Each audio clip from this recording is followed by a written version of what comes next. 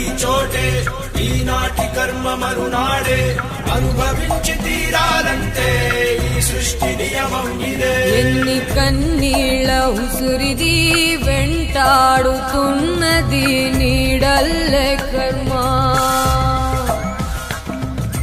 ధర్మమే నీ పాలి దండమై దండించ తప్పించుకోలేదు జన్మ. వాళ్ళు నా వెంట్రిక కూడా పీకలేరు అని చెప్పి కూడా ఈ సందర్భంగా తెలియజేస్తా ఉన్నాను.